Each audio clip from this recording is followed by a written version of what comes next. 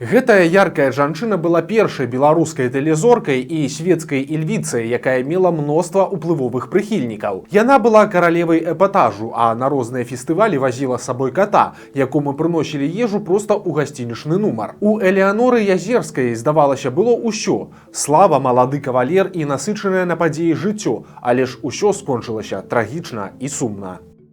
Одна из величайших иллюзий, что жизнь знаменитой актрисы – это вечный праздник. Да, в этой жизни всегда присутствуют аплодисменты, цветы, поклонники. Но за славу и успех нужно платить.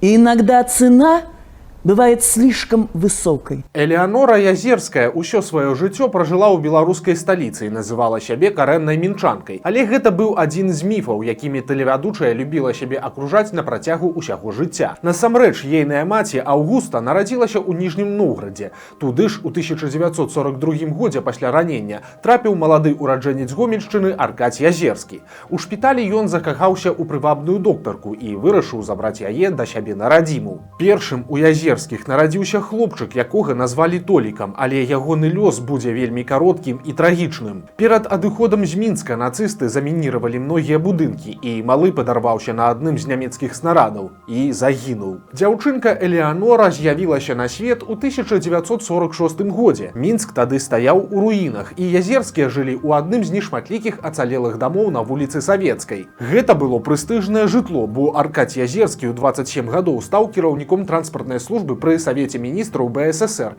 і адказваў за аўтамабілі, у якіх вазілі рэспубліканскую наменклатуру. Для разумення, большасць мінчукоў у той час жыла ў драўляных бараках. Увогуле, жыццё Язерскіх моцна адрознівалася ад жыцця звычайнай савецкай сям'і, бо за гаспадаркай сачылі служанкі, а за вялікім сталом у кватэры часта збіраліся госці, якія спявалі і танцавалі.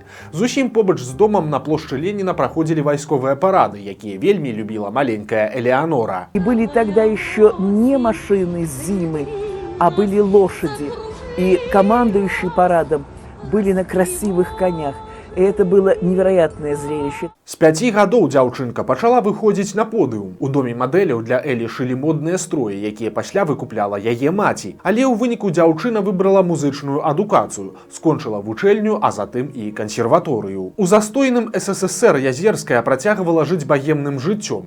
Яе суседзямі былі знакамітыя асобы. Напрыклад, вядомы кампазітар Яўген Глебаў, да якога ў госці часта прыходзілі Васіль Быкаў, Рыгор Барадулін, Пімен Панчанка і іншыя славутыя творцы. А ў кватэру да выпускніцы кансерваторыі завітавалі зоркі ўсесаюзнага ўзроўню. Кампазітар Ціхан Хрэннікаў, аўтар музыкі да фільмаў Тарковскага Эдуард Артем'еў, акцёр Вахтанг Кікабідзе і нават Уладзімір Высоцкі. Но скажу вам честно, этот его визит нам удовольствия не доставил, потому что он был очень нервный, раздраженный. И почему-то думал, что мы будем просить его спеть. Пришел с гитарой, но люди были интеллигентные, никто его ни о чем не просил. И могу сказать честно, когда он ушел, мы просто все даже несколько с облегчением вздохнули, потому что было очень напряженно в его присутствии. У прыгожай жанчыны было мноства прыхільнікаў, у тым ліку заможных і ўплывовых. Яна карысталася іх увагай, не адмаўляючы ў жаданні дарыць ёй прыгожае жыццё. У той жа час Язерская нікога не падпускала занадта блізка, бо лічыла сябе эгаісткай, якая павінна жыць адна. А таксама прызнавала, што ў яе вельмі складаны характар, якому не зможа даць рады ніводны кавалер. Калі Элеаноры Язерскай было 26 гадоў, ёй прапанавалі стаць кіраўніцай музычнай рэдакцыі беларускага радыё, але менеджерская кар'ера ніколі дзяўчыну не цікавіла, і яна проста адмовілася. У пачатку 80-х чарговы кавалер спрабаваў перацягнуць беларуску ў Маскву, і каб не даць гэтаму адбыцца, кіраўніцтва рэспубліканскага дзяржтэлерадыё зрабіла ёй унікальную прапанову. Так з'явіўся музычны салон Элеаноры Язерскай, першая праграма на савецкім тэлебачанні, названая ў гонар яе аўтара. У эфіры вядучая расказвала пра музыку і кампазітараў, запрашала да сябе музыкантаў, але самае галоўнае, гэта быў цалкам ейны асабісты праект. Мои шановные гости, я рада бачыць вас у сваім музычным салоне з гэтай радаснай нагодай, што нарэшце прыйшла вясна. У выніку музычны салон перажыў і ліхаманку перастройкі і ўтварэнне новай дзяржавы. Хаця яго вядучая была далёкай ад нацыянальнага руху, яна ўсё ж старалася надаваць больш увагі айчыннай культуры і ў эфіры нават перайшла на беларускую мову. Апроч таго, Элеанора Язерская вядомая як аўтар культавай фразы, якая бліскуча характарызуе як рэжым Лукашэнкі, так і ягоную эстэтыку. Калі ў Беларусі зноў зрабілі дзяржаўным чырвона-зялёны сцяг, менавіта Язерская назвала яго «Закат над балотам». Пры гэтым тэледзіва заставалася чалавекам савецкай эпохі, але Савецкі Саюз у яе быў свой, з прыслугай і рэстаранамі, Высоцкім у гасцях, паездкамі ў Вільню за 3 рублі і размовамі пра высокае. Шэрасць і дэфіцыты, якія былі рэальнасцю для дзясяткаў мільёнаў іншых грамадзянаў, ніяк не тычыліся эфектнай жанчыны. У 90-е беларуская светская львіца змагла адкрыць для сябе Еўропу. Яна задавальненнем хвалілася журналістам, як перастала лічыць, колькі разоў была ў Парыжы, Венецыі ці Рыме, а таксама як любіць плаваць у Лігурыйскім моры. У 48 гадоў яна закруціла раман з малодшым за сябе удвая калекцыянерам Віталём Жукавым, хаця з гэтага саюзу нічога не атрымалася, бо пара часта сварылася. Жукава жанчына лічыла сваім галоўным каханнем, якое працягнулася амаль 2 дзесяцігоддзі, прычым кавалера Язерская называла на французскі манер Віталі Жуков. Тым часам імкліва мяняліся эпохі. Калі ў савецкія гады тэлеглядач быў пазбаўлены выбару і глядзеў усё, што паказваюць, то канец 20-го стагоддзя адзначыўся імклівым прагрэсам тэлебачання, што вымусіла каналы змагацца за аўдыторыю. Тут беларускі тэлевізар стаў заўважна адставаць ад расійскага, бо ў Маскве былі і бюджэты, і больш цікавейшыя праекты і харызматычныя вядучыя. У 2001 годзе на БТ вырашылі адмовіцца ад музычнага салона, які выходзіў амаль 20 гадоў. Элеаноры Язерскай прапанавалі займацца іншымі праектамі, але яна катэгарычна заявіла начальству, што калі нешта і будзе рабіць на экране, то толькі свой салон. Жанчына не магла змірыцца з сітуацыяй, склікала прэс-канферэнцыі, на якіх называла закрыццё перадачы расправай і зачытывала лісты кампазітараў у сваю падтрымку. Але нічога не дапамагло. Праграмы ў выніку не вярнулі. Нягледзячы на тое, што Язерская амаль адразу прапанавалі весці эфіры на радыё, яна вельмі цяжка перажывала сыход з тэлебачання. Часам яна была ў дэпрэсіўным стане, а таксама перажыла складаную аперацыю на страўніку і пераезд за трагедыяй на Нямізе, якая здарылася амаль пад вокнамі яе кватэры. Элеанора Язерская расказвала, што больш не магла знаходзіцца ў доме на тагачасным праспекце Машэрава і баялася спускацца ў метро, таму пераехала на плошчу Перамогі. Вот наш замечательный дом, он есть памятник архитектуры. Это сталинская архитектура. Кстати, знаете ли вы, что во всем мире каждый год защищаются диссертации по вот этой архитектуре, которую мы когда-то пренебрежительно называли сталинской. А это очень красиво, это изысканно, это действительно стильно. Былой тэледзіве было цяжка прыняць перамены на экране і сваю незапатрабаванасць. Яна актыўна крытыкавала маладых тэлевядучых, таму што, на яе думку, яны былі непісьменныя і недастаткова адукаваныя. А калі ў 2004 годзе за хабары затрымалі кіраўніка белтэлерадыёкампаніі Ягора Рыбакова, які прыклаў руку да звальнення Язерскай, тая заявіла, што пры ім БТ ператварыліся ў руіны. За гэта Рыбакоў проста з турмы падаў у суд на светскую львіцу і ў выніку перамог. Ён змог адсудзіць у Язерскай каля 1 мільёна рублёў, што тады складала каля $500. З наступленнем старасці былая зорка ўсё часцей стала ўпадаць у дэпрэсію. Яна могла адключыць тэлефон і некалькі тыдняў ні з кім не сустракацца. Кстати, подбегают ко мне иногда на улице такие, как мне кажется, очень пожилые дяди и тети, говорят: вы знаете, мы у вас учились когда-то в музыкальной школе. И я смотрю на них, потом бегу к зеркалу. Нет, думаю, еще пока ничего. Яе інтэрв'ю ператварыліся з набораў неверагодных гісторый з жыцця ў невясёлыя споведзі. У іх яна шкадавала, што так і не займела сям'і і не нарадзіла сына.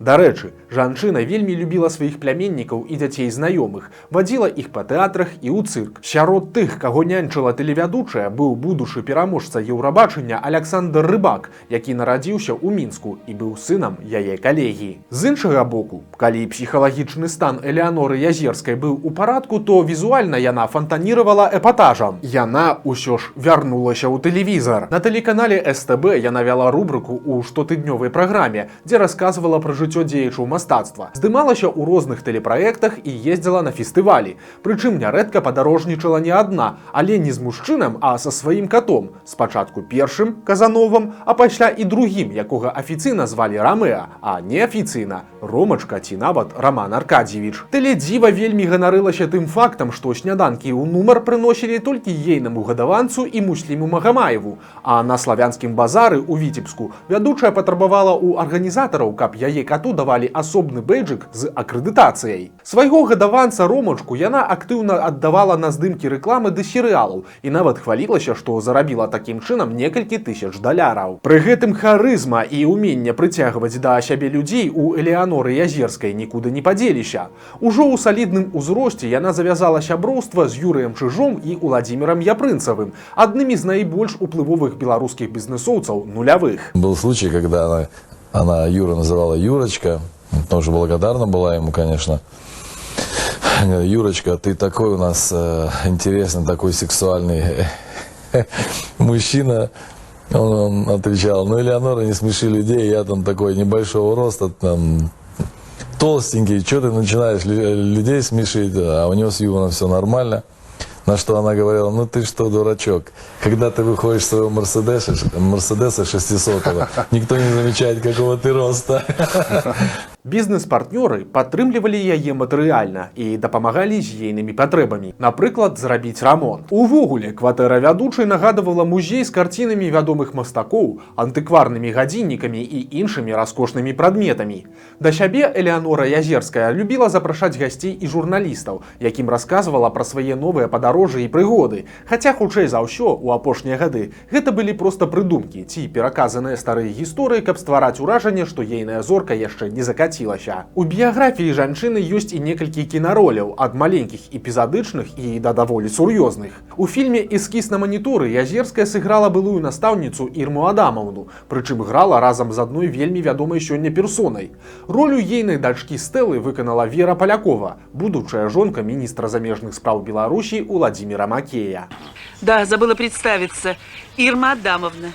В недавнем прошлом учительница языка и литературы, а теперь на заслуженном отдыхе. У апошнія гады свайго жыцця першая беларуская тэледзіва ператварылася ў чалавека, якога цяпер прынята называць фрыкам. Эпатажныя вобразы не ўражвалі звычайных беларусаў, а хутчэй здзіўлялі. І калі некаторыя звыкаюцца з гэтым і спрабуюць паймець нейкія плюсы, то для Язерскай гэта было чарговай трагедыяй. Яна пасварылася са сваім найбліжэйшым сябрам Віталём Жукавым і стала ўсё часцей замыкацца ў сабе.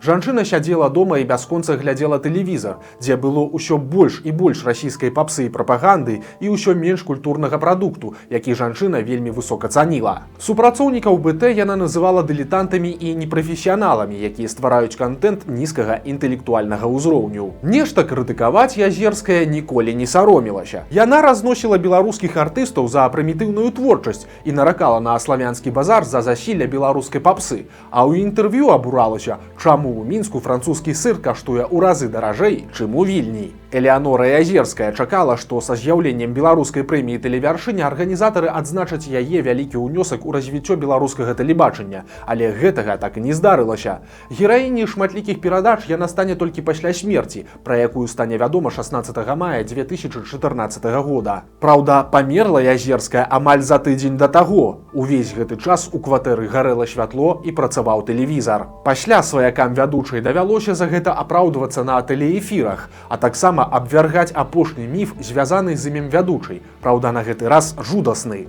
Папаўзлі чуткі, што кот Язерскай карміўся плоццю сваёй гаспадыні, калі той не стала. З першай беларускай тэлезоркай, якая сышла на 68-м годзе жыцця, развіталіся ў будынку Белтэлерадыёкампаніі. Пахавалі яе на ўсходніх могілках побач з маці Аўгустай і ейным другім мужам, героем Савецкага Саюза Александрам Антонавым. Прычым з гэтым чалавекам звязаная яшчэ адна неверагодная гісторыя з жыцця Элеаноры Язерскай. Яе бацькі праз 30 гадоў шлюбу вырашылі развесціся. Аркадзь Язерскі пакахаў адну са сваіх сакратарак і сышоў да яе. Старэйшая дачка, убачыўшы пакуты маці, заявіла той, што абавязкова выдасць яе замуж, і сваё слова стрымала. У маі 1977 года Элеанора Язерская здымалася на Беларусьфільме ў эпізодзе аднаго з фільмаў. У перапынку жанчына выйшла купіць газіроўкі ў аўтамаце з вадой і пабачыла побач прадстаўнічага мужчыну з зоркай Героя Савецкага Саюза. Яна адразу ж вырашыла пазнаёміцца з салідным мінаком, і аказалася, што Александр Антонаў адзінокі і жыве ў сваёй асобнай кватэры. Ён пазначыў у нататніку тэлефон нейкай Аўгусты Яфімаўны, якой мусіў пазваніць, каб пазнаёміцца, і праз некаторы час выканаў сваё абяцанне. Ужо праз 2 тыдні знаёмства Антонаў зрабіў Аўгусце Язерскай прапанову рукі і сэрца. Разам яны пражылі 17 шчаслівых гадоў. На магіле Элеаноры Язерскай стаіць сціплы, але вельмі прыгожы помнік. На ім няма фота, але вобраз адразу пазнаецца ў мінімалістычнай залатой выяве жанчыны ў шляпе, любімым галаўным уборы тэлевядучай.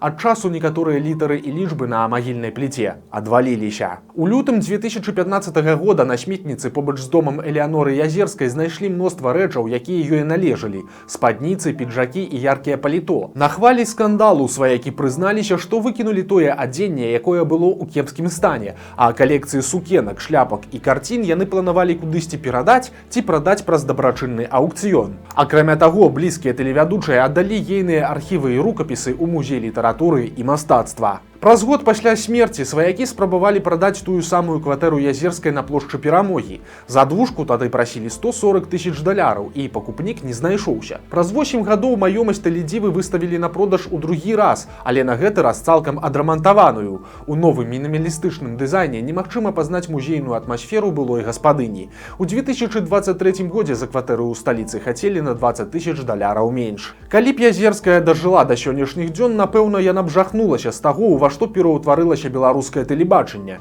Што б славутая Элеанора сказала пра гэта, невядома, але яна б дакладна не змаўчала. Наверное, грустно, когда у большой актрисы, которую помнят и любят, такой финал. Но что делать? Жизнь такова. Le dernier baiser